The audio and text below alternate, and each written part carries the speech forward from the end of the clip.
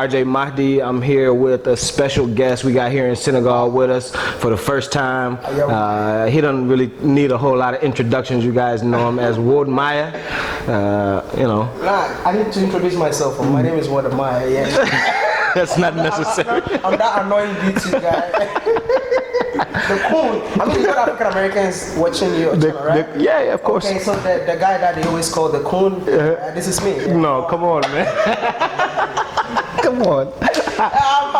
One of YouTube's great Pan-Africans. I'm Pan-African. They said I shouldn't call myself a Pan-African. Yeah. The thing is, like, I love the continent. I don't want to classify myself as Pan-African, but I love Africa. Yeah. With all my heart. Yeah. And that's something we have in common, man. That's why, you know, you came, we had to link up. Exactly. You know, this is one of those times when, you know, our minds get to, you know, come together and think of being productive. It looks as if we know each other for so long. We just met yesterday. Brothers, you know. That's how it is. Small world, and you know, even smaller community among you know us that are doing what we do. You know, so you're here, you're in Senegal. We're just sitting here talking about development. You've only been here for a day now, but so far, what you've seen in Senegal, you know, does it make you happy? Does it look normal? Is it less than you expected, or what? Okay, for Senegal, I would say that I'm kind of impressed. First impression, I'm impressed, but I feel like they deserve better. It's not just Senegal, but the entire continent. People living in the continent deserve better.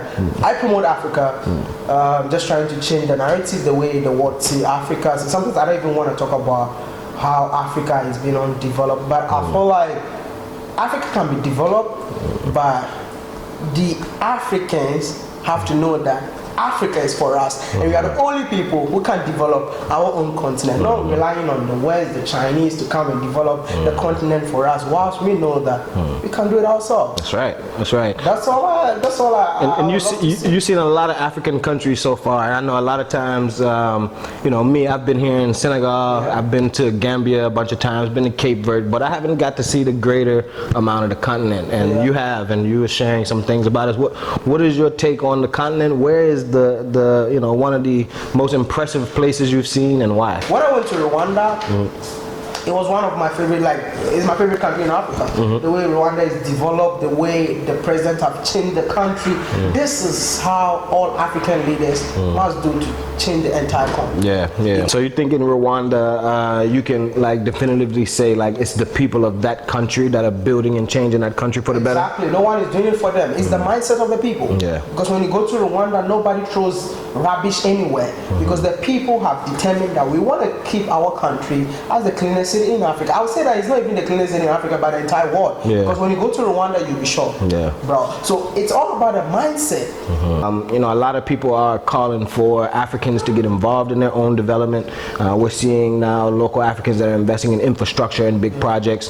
But then sometimes, you know, even with that business development comes some influence from the outside. What outside influence do you feel like is okay in Africa, and how can we keep it, you know, in a way that it doesn't harm Africa? The thing is, like, I've talked to so many people, especially those in the diaspora.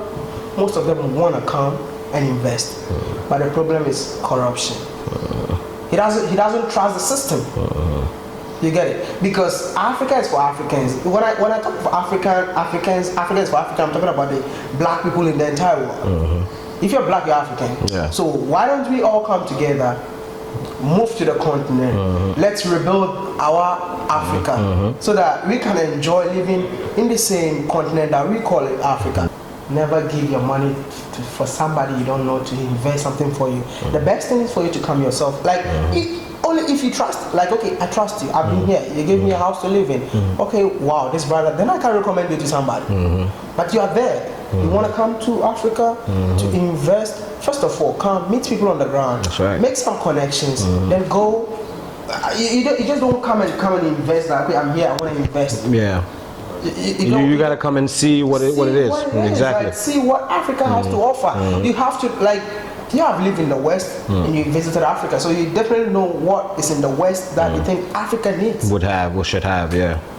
That's why, like, sometimes when I see certain things, I feel like, okay, Africans should be rejoicing that they have this, because I feel like we as Africans deserves better. We deserve better. That's right. You don't think we deserve better? Of course, You've been here. of course, come on, you've been here. of course, and that's one thing that we teach and we preach a lot with our our media and just the different communications that we make with those people abroad, while actually developing people here on the ground, because it's a two-way street. Exactly. So not only do we help coach and consult people in the diaspora on how to come here effectively and invest, but we also work with local young people and local entrepreneurs and local business owners to help them improve the way that they perform in business so that they can accommodate that international interest better.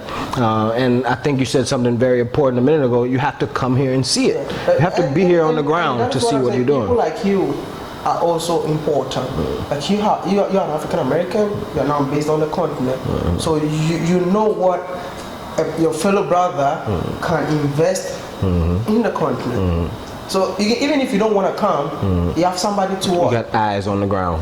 We're going to be taking you around, showing you some different places in the country. Exactly.